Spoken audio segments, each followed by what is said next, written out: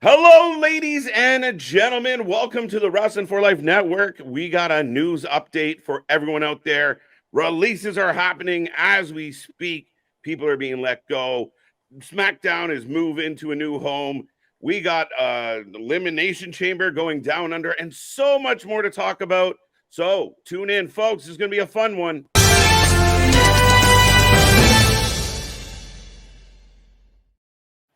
Hi, everybody. I am KJ White. That is Big Nick. We are the Wrestling for Life Network, and we are back at it again. Hopefully, everyone out there is having a wonderful, wonderful day. And we are going to let you guys know and give you an update on everything that's going on in the wrestling world. We're trying to catch it by the minute, but the reports are coming so fast. But obviously, we see it in our live chat here right now. Big Nick, WWE releasing talent, which had been rumored to be coming. Here it is. Yeah, they do it pretty much once a year, and you kind of expected it with the merger. I felt like we had the internal people, the behind the scenes staff and everything get released, and now we've got on-screen talent getting released. Do we want to run through the names? We can absolutely run through the names.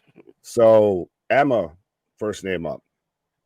Emma, listen, we talked about this before we went live. Emma was a little heartbreaking today because they announced, which we will talk about, the fact that they announced that WWE is going to do Elimination Chamber in Perth, Australia. You know, so to Neil Dashwood, Emma puts it out there of like, this is a dream come true, and then follows it up with, never mind, I don't work there anymore. Yeah. So Emma doesn't really surprise me in the sense that she hasn't been used a lot.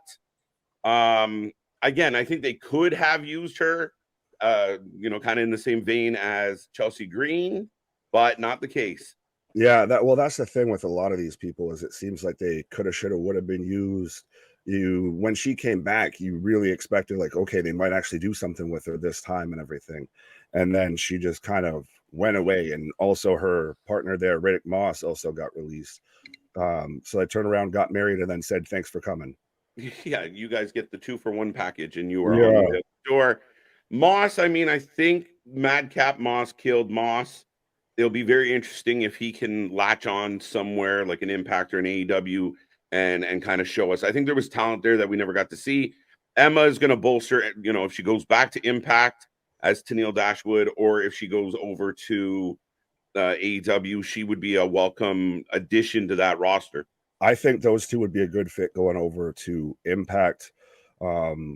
I thought Moss was going to kind of get a bit of a push coming out of the whole, Happy Corbin shtick and everything. But like you said right there, with Madcap killing Moss, of a lot of these people, the gimmick is real, and how they were booked is really kind of set them up for failure, I feel. A little bit in some cases, for sure. And then, well, speaking of a gimmick setting you up for failure is Elias. I thought there was so much potential in Elias. We had everything with Walk with Elias, and the crowd was deafening. This man never had to take a bump. He just had to sit there and come out and pretend to strum a guitar. Yeah, and get interrupted. No, you didn't even have to get through a song. You just had to, and it became the point where they were waiting for that punchline, which I personally enjoyed.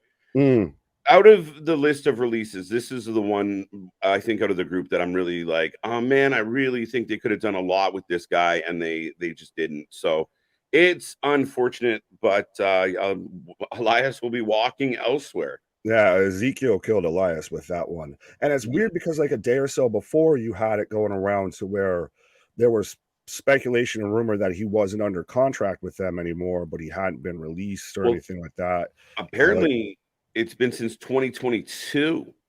Really? That he didn't have an official release. Ooh, that's weird. That's weird. Or so he didn't have an official contract. Gotcha.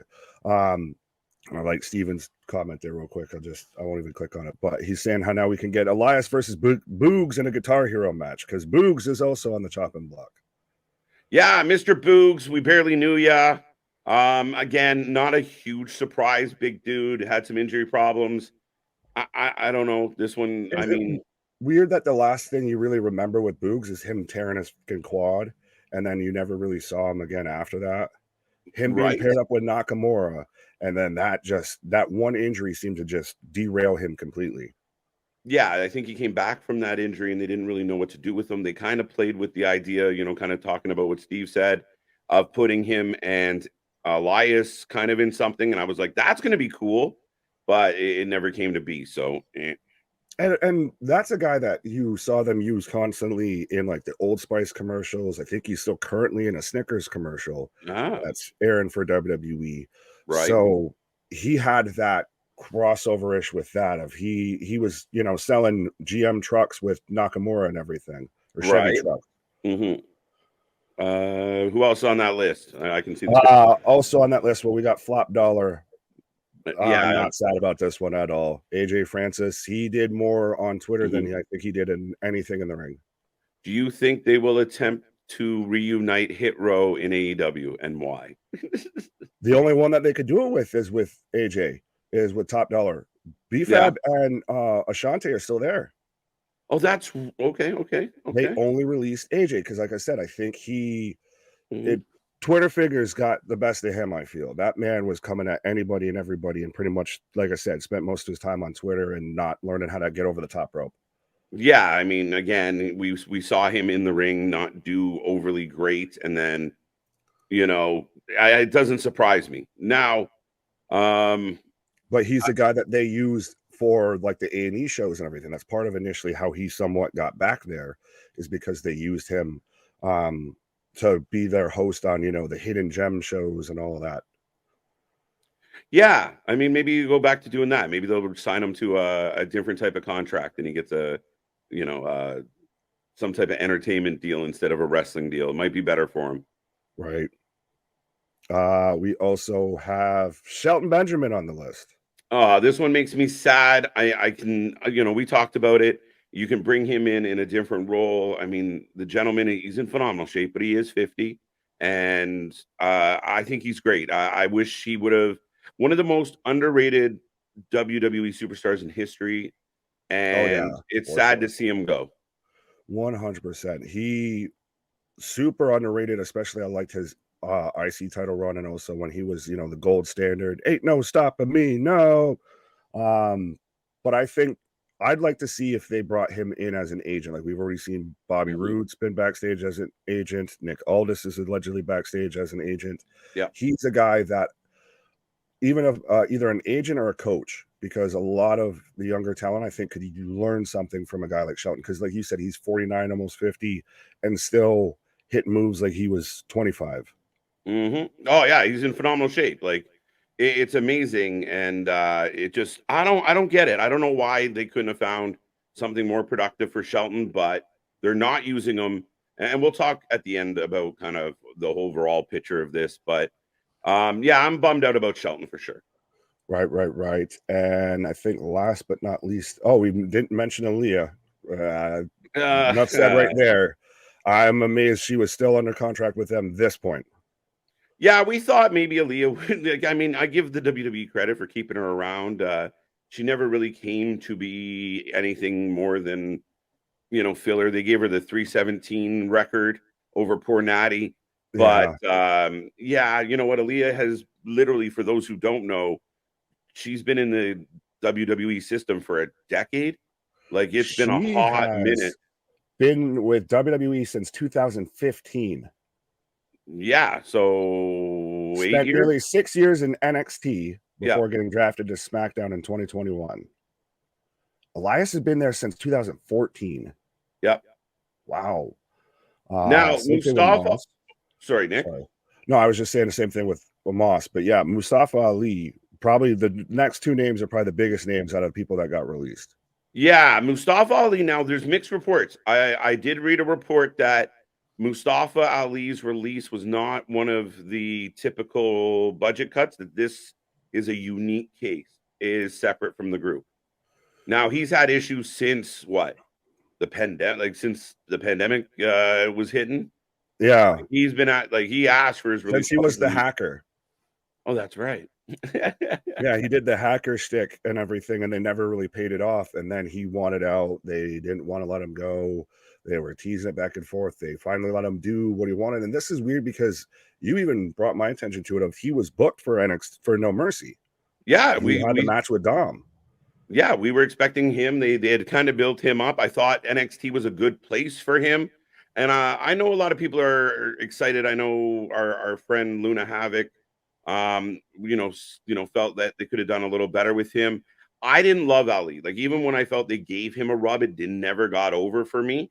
But he is a good in the ring. He'll do great if he does go to a New Japan or an AEW, even Impact, with like an X Division guy. Mm. There is upside to Ali. He just never got over with me. And considering there seemed to be an issue in the relationship for quite a while, I mean, this is a good opportunity for Ali to prove to everyone what he can really do. Yeah, and well, I was more of a fan of him than you are, obviously. But that's the thing is he was you either really got behind him or you really didn't. Yeah. There was no real in between with him. I find it really interesting that they gave him that like politician type video and he was going that gimmick. He was finally Yeah. getting what we all kind of thought he wanted, and then they turn around and release him. Yeah, and I mean that's a little bit of the surprising part. I mean, even with someone like Emma today going like, "Oh, Elimination Chamber in Australia, oh, bye." Like, there were some things where you felt like people felt like they were secure that they were going to be okay, and again, that's the rough part of this. The human element of this, it makes it sad, but at the end of the day, I don't know what's going to happen with Ali. I don't know where it's going to go. They seem to have some type of plan, but I guess they pulled the plug on that one. Right. And then Dolph Ziggler, Zigglypuff, has also been released. This one's the biggest surprise to me. If there was a guy that seemed probably always going to be a WWE guy, like I think we're saying it before, he's a steady hand. He's your measuring stick for a lot of guys. Yeah, and I think this is one of the guys that, like, and again, we'll talk about it in a second, but I could see Tony Khan jumping on Dolph Ziggler, getting him in there. Maybe he can work an angle or a tag team with his brother.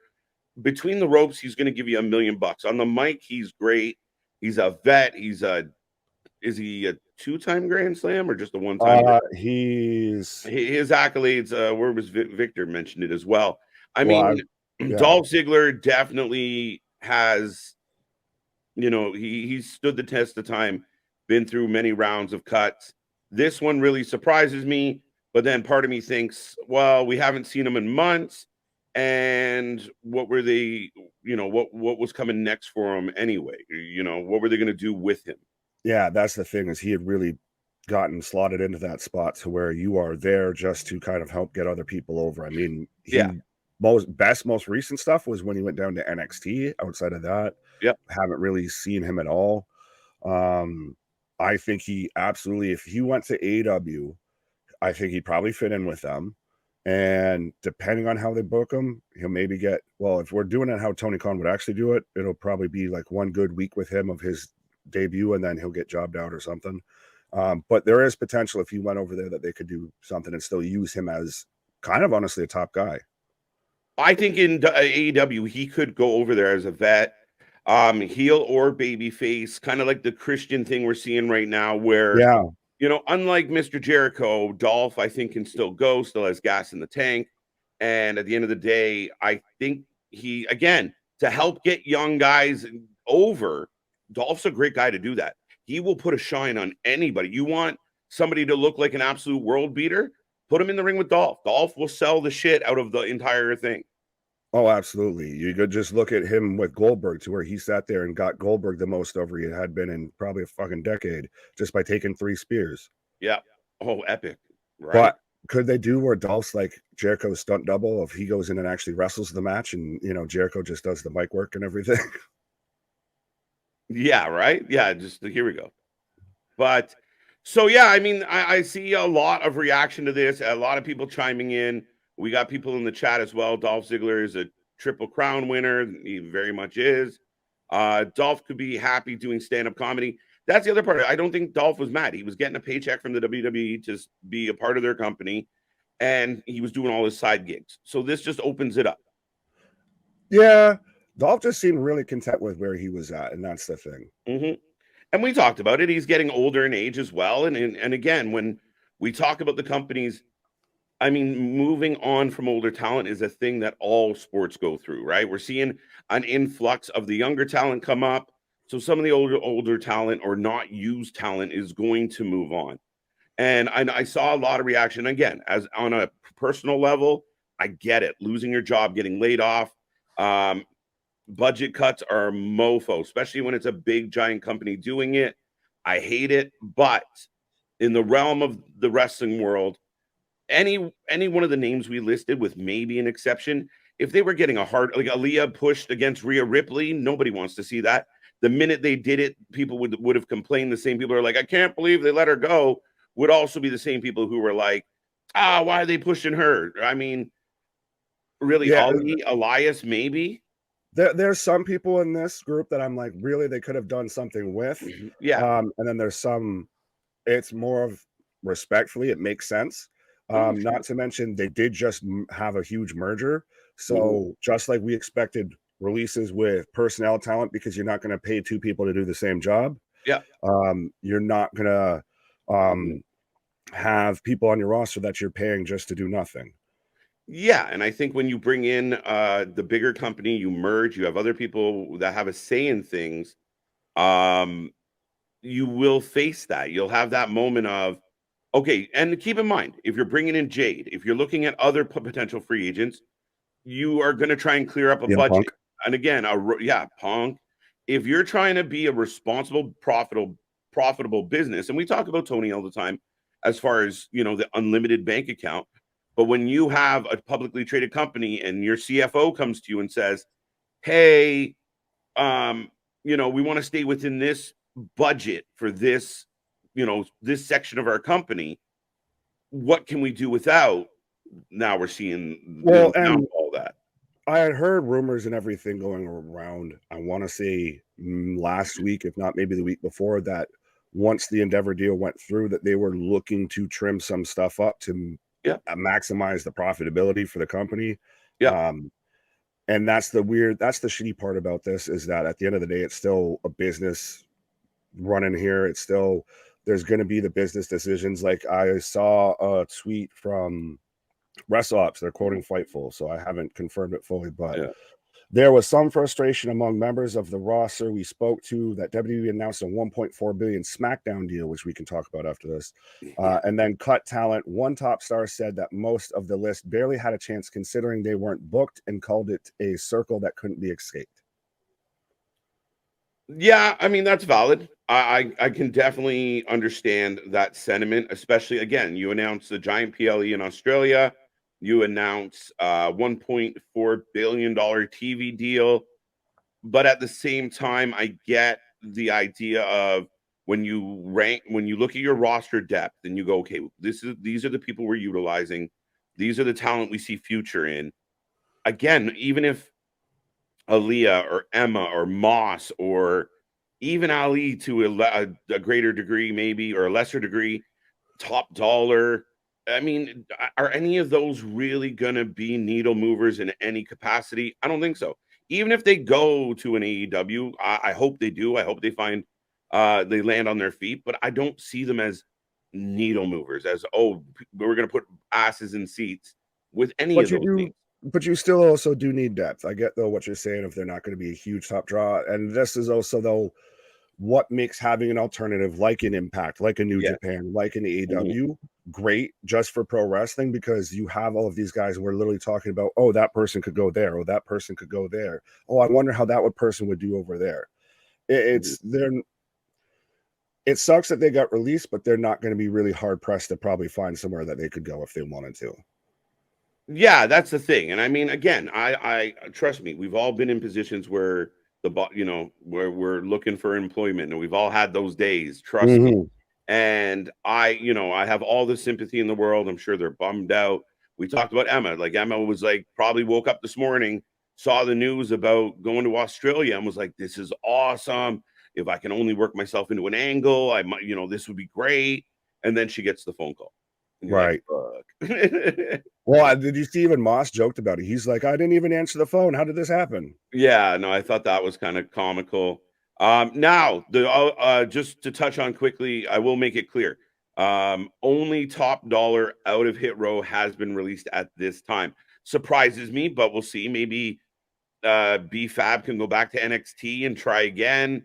Adonis has got some upside, maybe, but You we put haven't seen much. Adonis in NXT and BFAB as his manager. Something like that, maybe. And Yeah, we act you like Hit put Row never BFAB with happened. Lash Legend and Jakara Jackson from Oh, there you go. Meta-4. Join Meta-4. They'd be Meta-5. Meta-5, Meta-6, Meta-8. Yeah, it would just Never be Meta-10. Never Meta-10. But yeah, apparently, speaking of NXT, now I only heard this reported from a couple sources, and I don't know how reliable it Meltzer's is yet. lapdog, Brian Alvarez. Yeah, maybe. All right, But well, you look that up. what's Sorry, that? I was just gonna say thank you to the couple people in the chat, like Ronnie, Steven, Victor, all that, saying happy birthday to me, everything. Appreciate it. But that's how you know the wrestling don't stop. That's it. And we don't stop. Thank you, Ronnie. But yeah, I mean, ultimately, the rumor is that another round of releases is expected later this afternoon, early this evening, around 5 p.m. Eastern time. So yeah, we will see how that's impacted. What NXT, apparently the focus will be NXT for this one.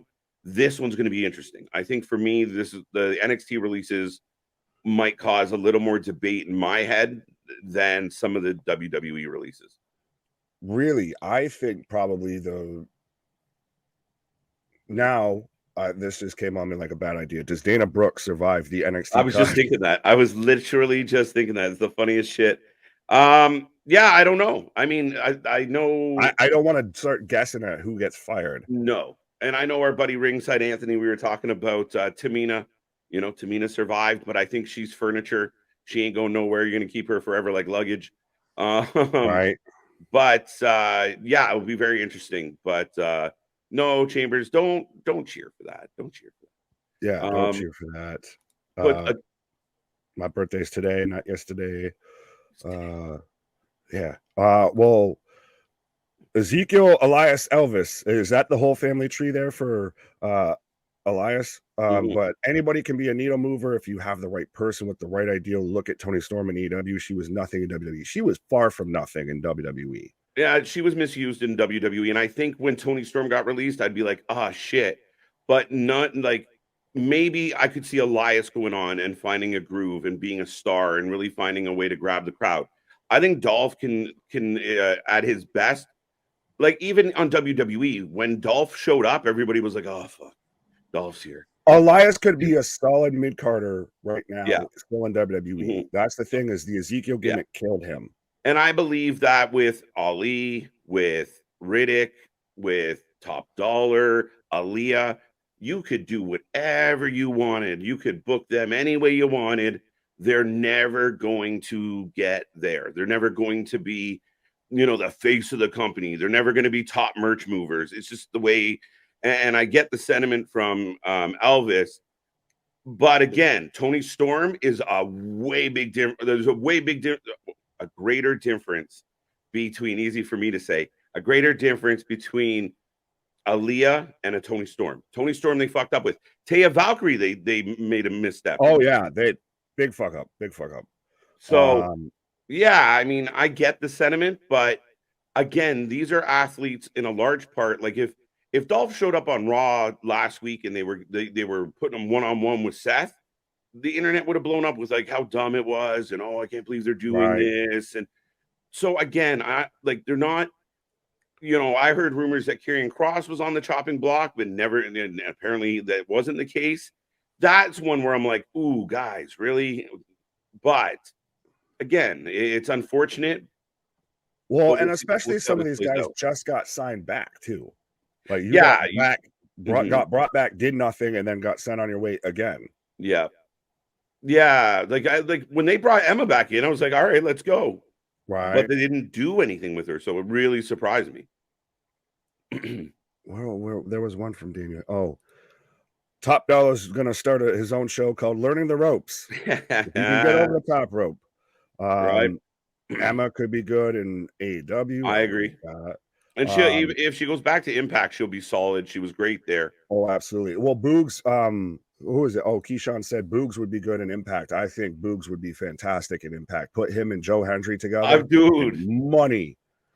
Great minds, buddy. Right. Yeah, him and Joe Hendry would be great. Now Joe Hendry has a guitar man. For all the music videos. I believe in Joe Hendry. Right. Speaking of Anthony, you some of the man saying, I'm surprised Karrion Kross survived this round of cuts. I'm not, because I still think there's potential there. There's still, if they can just book him fucking right, that he's a license to print money. He's And your new next giant spooky guy. Yeah, and I think that's where like certain people will survive. Like they might not be getting used very well right now, like a Karrion Kross, but the WWE looks at him and goes, "Man, that guy could be a star." There's Right? still meat on the bones, pause. Yeah, there's a little bit of beef to go. Right. Well, speaking of beef, we got Boogs versus Moose as an idea. Just Be for fine all the for it. O's. A Moose, Boogs. Ali complained too much about his spot and his booking.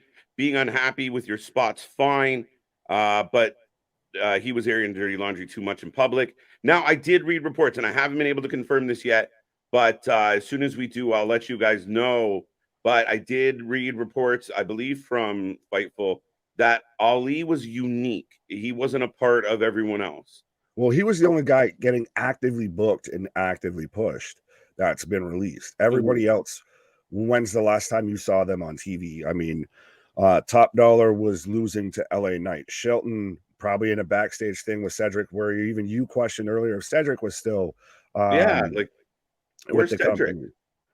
Elias hasn't been seen since Ezekiel, or since he was burying Ezekiel. Ziggler hasn't been seen since Robert Roode has. Rick Moss and Emma both haven't been seen since they ran off and got married.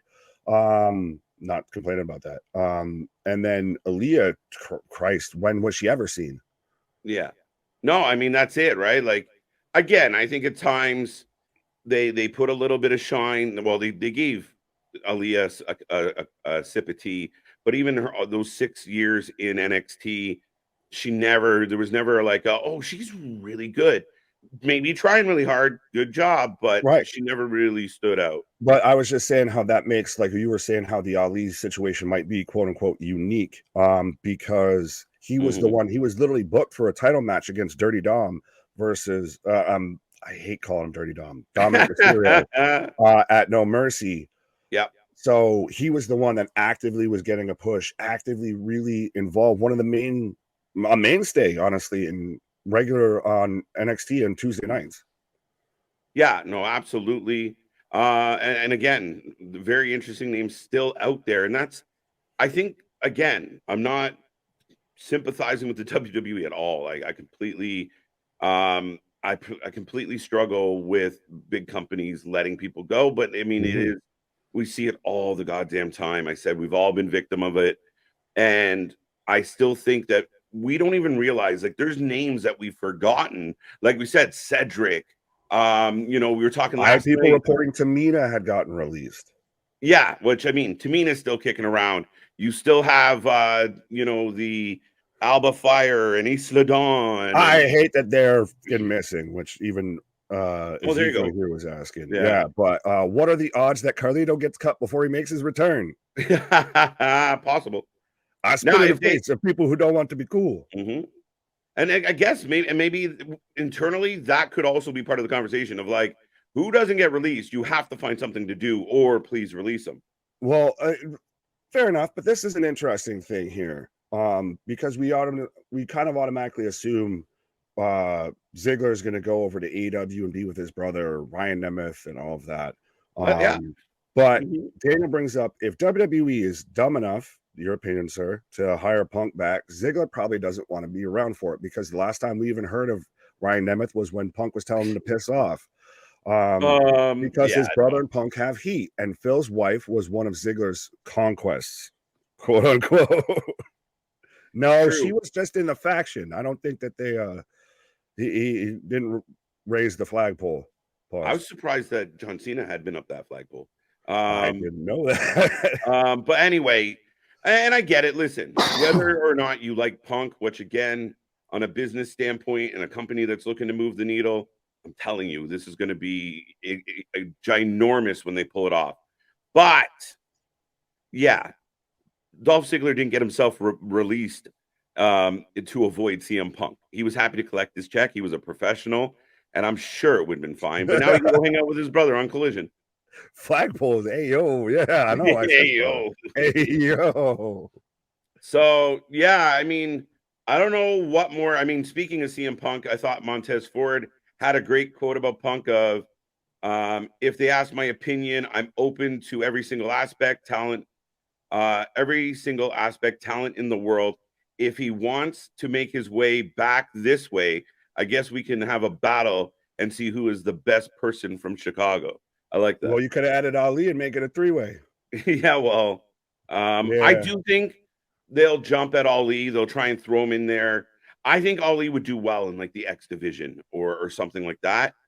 I think I think Ali's he'd one be of all those right in guys. AEW. AEW that would just allow him to do whatever creative shit he wants to do.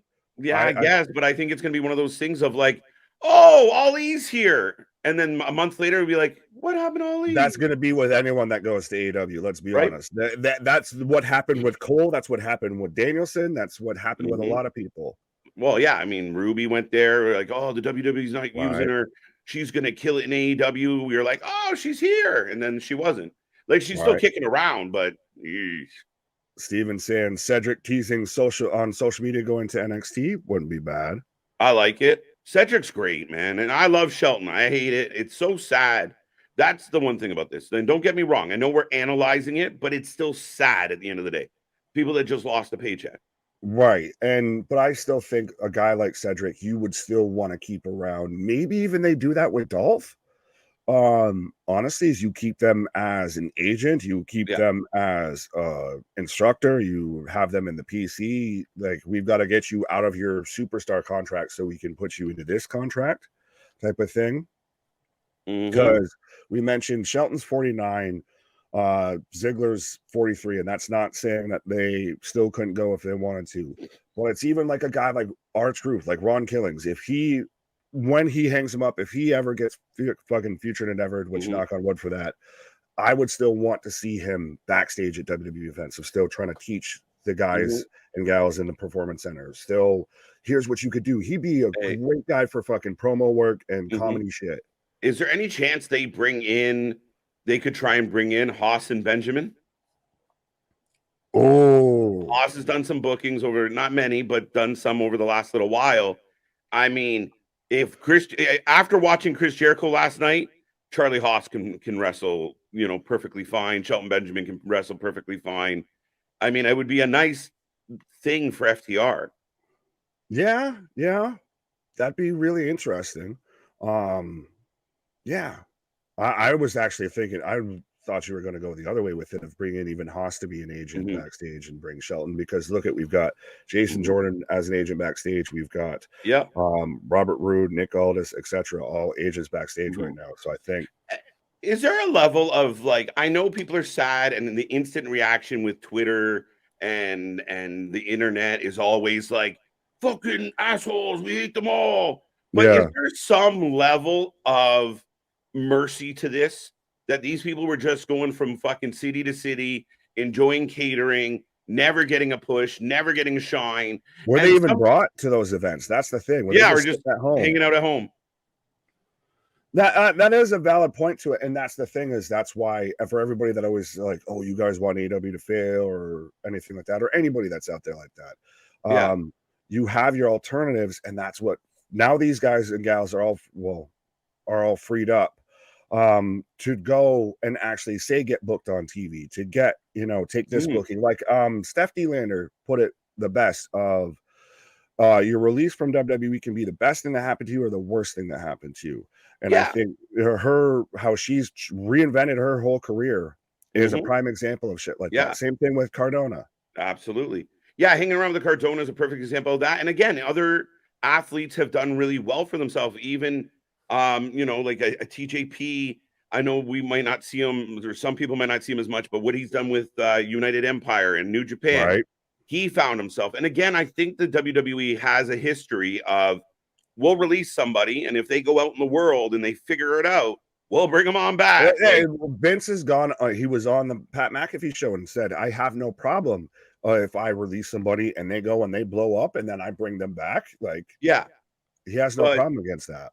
yeah, and I think one of the last things we'll say on this, because I don't think there's any other release news coming down the pipeline. I was just quickly checking, but I think that for the people that think, oh my God, this is so bad again, the WWE is in a very healthy position. They just signed a $1.4 billion TV deal, which we will talk about. This company is in a good place. And I know these cuts suck. My heart goes out to every single person that, got the bad news today. But again, they got so much talent.